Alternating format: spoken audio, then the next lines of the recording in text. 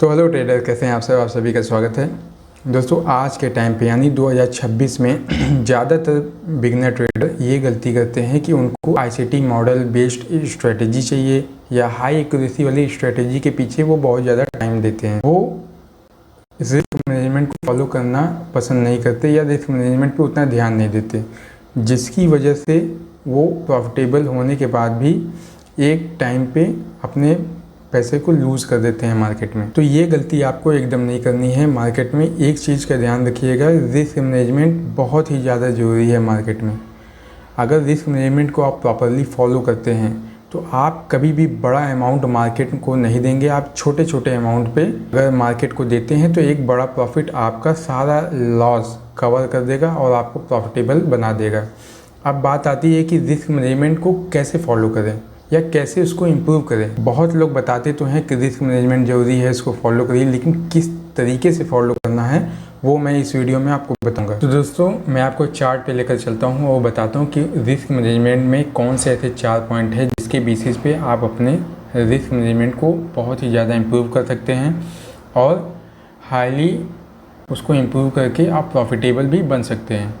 तो चलिए मैं आपको इस चार्ट पे लेकर चलता हूँ और बताता हूँ कि ये कैसे होगा। सबसे पहला पॉइंट है दोस्तों, ऑलवेज एंट्री इन जोन। आप जब भी किसी ट्रेड में एंट्री बनाइए, एक परफेक्ट जोन पे या परफेक्ट सेटअप पे ही आप अपनी एंट्री बनाइए। उससे फ़ायदा ये होगा कि जब भी आप कोई एंट्री बनाएंगे तो जो आपका स्टॉप लॉस होगा, एसएल होगा, वो बहुत छोटा बनेगा। आप छोटे एसएल पे एक बहुत बड़ा प्रॉफिट ले सकते हैं, 1:2, 1:3 या उससे भी ज़्यादा। लेकिन जो आप मार्केट में पैसा देने के लिए तैयार रहते हैं वो आपको बहुत छोटा बनेगा। आप छोटे छोटे एसएल पे एक बड़ा प्रॉफिट जनरेट कर लेंगे। लेकिन दिक्कत क्या होती है कि आप नए ट्रेडर या बिगिनर ट्रेडर जो होते हैं वो जोन से जब प्राइस ज़्यादा ऊपर चला जाता है तब उनको लगता है कि प्राइस अब ऊपर ही जाएगा या उनके फेवर में जाएगा, तब वो एंट्री बनाते हैं, जिससे उनका स्टॉप लॉस बहुत बड़ा बनता है, जिसकी वजह से अगर प्राइस वहाँ से रिवर्स होती है तो उनको लॉस लेना पड़ सकता है और वो बड़े लॉस में कन्वर्ट हो जाता है। ये गलती आपको नहीं करनी है। आपको अपने सेटअप का एक परफेक्ट जोन का इंतज़ार करना है पेशेंस के साथ। कैसे, मैं वो आपको चार्ट बताता हूँ। मान लीजिए ये घंटे का चार्ट है, आपको दिखा कि ये एक सपोर्ट एरिया है। यहाँ एक बार सपोर्ट लिया, 2 बार सपोर्ट लिया, ये तीसरी बार जब सपोर्ट लिया है तब आप यहाँ एक हैमर कैंडल देखिए बना है सपोर्ट लेकर, एक कंफर्मेशन कैंडल दिया है। जब पुल बैक लिया तब आपको यहाँ एंट्री बनानी चाहिए थी इस कैंडल पे। कैंडल पे बनने के बाद आपका एसएल यहाँ जाता है और आपका जो टीपी होता है इस लेवल पे भी आप यहाँ रेजिस्टेंस था, ये एक रेजिस्टेंस एरिया है दोस्तों। यहाँ तक लेते तो भी आपको 1:4 या 5 के अराउंड मिल जाता है। ये बहुत अच्छा सेटअप है। अगर आप इसको छोटे टाइम फ्रेम पे भी देखेंगे तो भी आपको एक बहुत अच्छा सेटअप ये दिख रहा है। देखिए, यहाँ पहले ट्रैप किया, उसके बाद ऊपर गया, कंफर्मेशन दिया पुल बैक लेकर, उसके बाद जब भी आप कंफर्मेशन पे एंट्री बनाएंगे तो आपको प्रॉफिटेबल होने की चांस बहुत ज़्यादा रहते हैं। ये कंफर्मेशन होने के बाद यहाँ ग्रीन कैंडल दिया, कंफर्मेशन हुआ, यहाँ से आप एंट्री बना सकते थे। तो ये होती है फर्स्ट पॉइंट कि जब भी आप एंट्री बनाइए किसी जोन पे बनाइए, उसके लिए आपको वेट करना पड़ेगा। सेकेंड पॉइंट है दोस्तों, ऑलवेज कैलकुलेट योर रिस्क। मतलब जब भी आप किसी ट्रेड में एंट्री बनाते हैं उससे पहले आपको एक चीज़ हमेशा सोचना है कि आपके अकाउंट की साइज़ कितनी है। यानी आपका 1 लाख का अकाउंट है, 10,000 का अकाउंट है, 20,000 है, 50,000 है, जो भी आपका अकाउंट साइज़ है उस पर एक गैप लगाइए।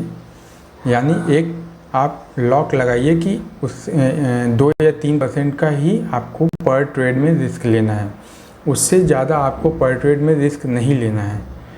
अगर आप हर ट्रेड में बड़े बड़े रिस्क लेंगे तो आपका अकाउंट बहुत जल्दी ब्लो हो जाएगा। ये गलती आप मत करिएगा, क्योंकि बहुत सारे लोग ये गलती करके अपना अकाउंट ब्लो करते हैं। आपको हमेशा ध्यान देना है कि 2 या 3% जो भी आपका रिस्क रिवॉर्ड होता है उस पर आप ट्रेड करिए। इससे आपका आपके पास बहुत ज़्यादा अपॉर्चुनिटी मार्केट में बनी रहेगी ट्रेड करने के लिए। आप जल्दी लालच के चक्कर में या ग्रीड के चक्कर में आपको जल्दी आउट नहीं होना है। थर्ड पॉइंट है दोस्तों प्रॉफिट बुकिंग। आप इसको पार्शियल बुकिंग भी कर सकते हैं। देखिए दोस्तों, आपने कई बार ये चीज़ नोटिस की होगी कि जब भी आप ट्रेड में एंट्री बनाते हैं, वो एंट्री आपके फेवर में कुछ पिप्स या कुछ पॉइंट आपके फेवर में जाता है, लेकिन आप उसको होल्ड करने के चक्कर में आप उसको बुक नहीं करते और वो किसी एक पॉइंट से रिवर्स हो जाता है और आपका एसेलेरेट कर देता है। ये गलती आपको नहीं करनी है। जब भी आप एंट्री बनाइए तो आप ये चीज़ ध्यान रखिए कि जब भी वो 1:2 व 1:1 जो भी आपको दे रहा है, 1:1 अचीव होने के बाद आपको 50 to 80% प्रॉफिट बुक कर लेना है। बाकी का जो रिमेनिंग अमाउंट है उसको आप 1:3, 4, 5 के लिए होल्ड कर सकते हैं। प्रॉफिट बुकिंग लोग नहीं करते, इसी की वजह से वो लॉस में रहते हैं। आप अगर स्कैल्पिंग करते हैं या आप इंट्राडे करते हैं तो भी आपको थोड़े अमाउंट से प्रॉफिट बुक करते हुए चलते रहना है। फोर्थ पॉइंट है दोस्तों, अब बहुत ही इम्पॉर्टेंट पॉइंट है, वो है always use your stop loss. अब देखिए स्टॉप लॉस लगाना क्यों ज़रूरी है। इसलिए क्योंकि आपको एक मिथ है कि मार्केट में कि स्टॉप लॉस अगर मैं नहीं लगाऊंगा तो प्राइस मैनिपुलेट जब करता है तो आपका ऐसा हिट नहीं होगा। आपको लगता है कि आपका डायरेक्शन जो है बाई साइड का या सेल साइड का, मार्केट आपके ही फेवर में जाएगा, लेकिन ऐसा नहीं होता। ज़्यादातर टाइम मार्केट आपको मैनिपुलेट करके आपके अपोजिट डायरेक्शन में मूव कर जाती है। इसलिए जब भी आप ट्रेड में एंट्री बनाइए, आप छोटे लॉट से बनाइए चाहे बड़े लॉट से, आपको ऐसा लगाना बहुत ज़्यादा कंपलसरी है। उससे क्या होगा कि आप मार्केट में आप छोटे छोटे अमाउंट देने को तैयार रहते हैं। एक माइंड मेकअप आपका बना रहता है कि मैं छोटा अमाउंट दे दूंगा लेकिन बड़े लॉस नहीं करूंगा।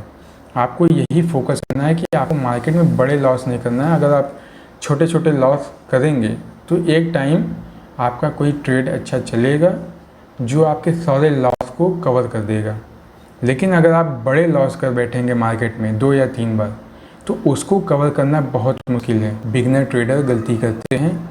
इसलिए आप थोड़ा सा सीख कर छोटे लॉट से एंट्री करिए और स्टॉप लॉस हमेशा लगाइए।